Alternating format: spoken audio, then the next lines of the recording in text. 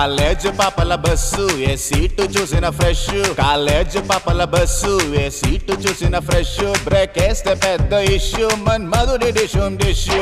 చింతాక్ తక్ చితాక్ చితాక్ చింతాక్ తక్ తా, చింతాక్ తక్ చితాక్ చితాక్ చింతాక్ తక్ తా.